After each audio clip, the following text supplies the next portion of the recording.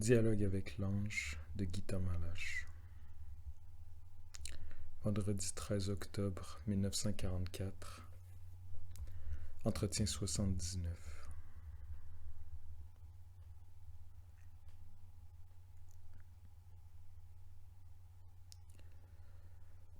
Le mot qui enseigne se fait entendre.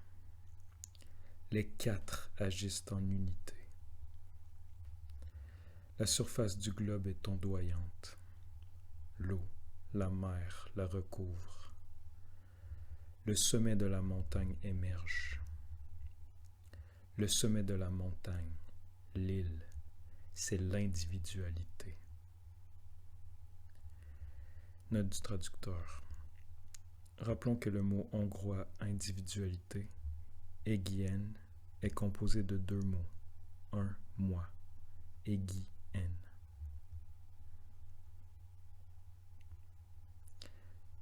La multitude reste sous l'eau.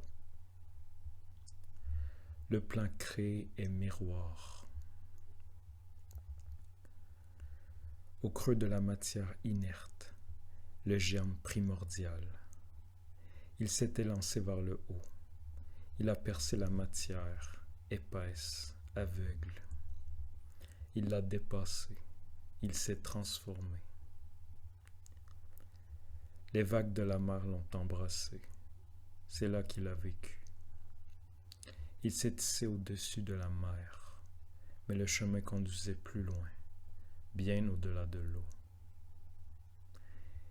Il s'est hissé au-dessus de la mer et l'air l'a accueilli. Le sol de l'air est l'individualité. Ce n'est pas un aboutissement, ce n'est pas suffisant. Après l'air vient encore ce qui depuis toujours a été tracé dans le plan.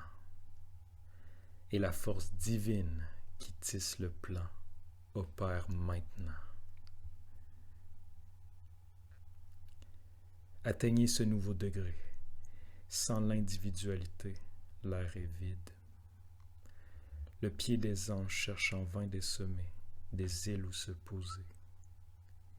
L'individualité est le sol le plus pur. Elle n'est pas aboutissement, mais fondation.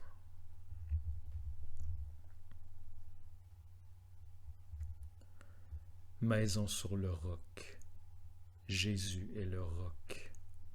Son pied marche sur le roc, gravit la montagne. Là, en haut, s'ouvre le ciel, et la matière se transfigure en gloire. Le disciple ignorant balbutie. Il n'a encore jamais vu lumière et matière unies. Miracle. Dressons la tente ici, en haut, dans la lumière sur la montagne. Le disciple ne savait pas ce qu'il disait. La nouvelle demeure n'est pas bâtie. La nouvelle demeure descend si elle trouve le vrai roc. Le vrai roc que le ciel accueille, c'est l'individualité, pure et intacte. Le roc aussi n'est que terre, mais qui s'élève vers le haut. Force merveilleuse, rassemblée. Sommet au-dessus du brouillard, patrie de la joie éternelle, de la sérénité.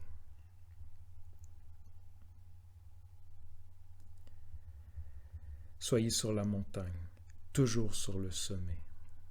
Que tous vos actes s'accomplissent là-haut, au sommet, au-dessus du péché, du brouillard, du diable, toujours en haut sur la montagne. Soyez même au-dessus de la grâce, car au-dessus de la grâce habite l'unique. Si tu es uni à lui, la grâce émane de toi. Chaque geste, chaque pensée, chaque acte libre ne peuvent être que semés.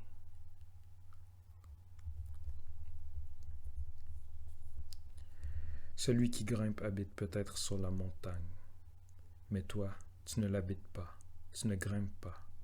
Tu es la montagne toi-même, la vraie, la juste. Celui qui est vrai est roc en réalité. Nous habitons là-haut sur la montagne, dans la profondeur du cœur. Le plan est prêt, l'acte est en attente encore.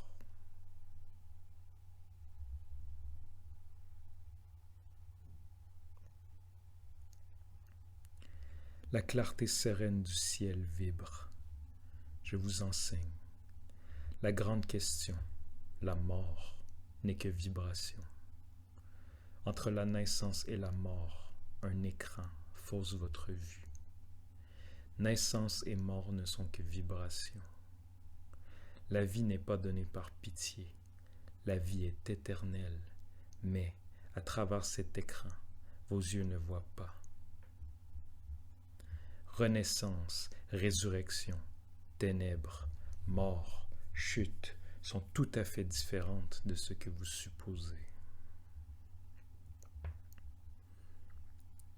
Par mes lectures, je connais bien le concept de réincarnation dans l'hindouisme et j'écoute avec un grand intérêt.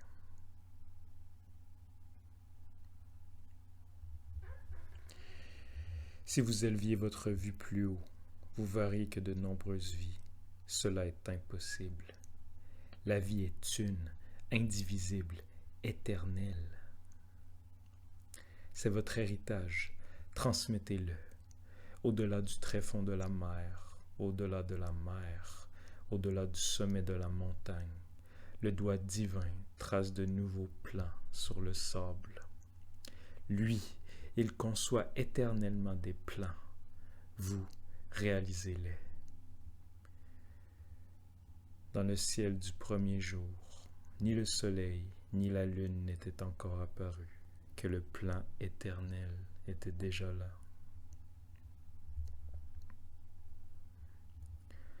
Le ciel descend. Nous sommes les murs et vous êtes les fondations. Si vous n'êtes pas sur la montagne, notre pied se pose sur le vide et la nouvelle demeure n'a pas d'assise. La seule faute que votre cœur commette, c'est de ne pas unir les sept,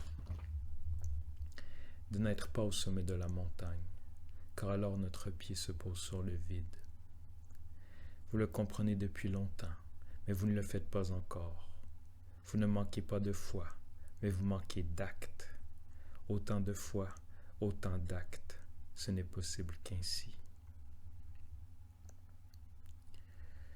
Celui qui est sur le sommet, qu'il maintienne son équilibre, sinon le cœur commet une faute grave, car notre pied se pose sur le vide.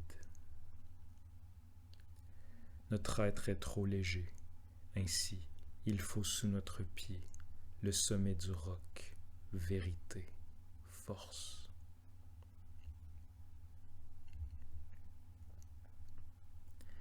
Mais bien-aimé, est-il si difficile d'atteindre le sommet? Il est plus loin que le tréfonds de la mer, bien au-delà de la mer, plus loin, très loin en haut. Il est dans la profondeur de votre cœur.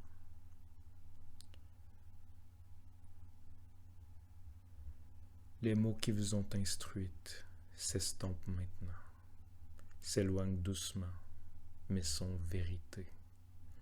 Vérité d'éternité en éternité.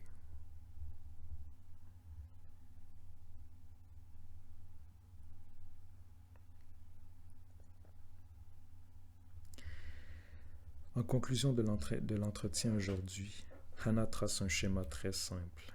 Toutes les forces de la terre se concentrent au sommet de la montagne. Toutes les forces du ciel se concentrent au point le plus bas de l'ange, son pied, entre guillemets. Le sommet de la montagne est le seul point où les unes et les autres peuvent se rencontrer et s'interpénétrer. Cet entretien sur l'individualité me fait comprendre de façon éclatante que l'enseignement des anges, tel que nous l'avons reçu, ne pourra jamais être transformé en enseignement collectif.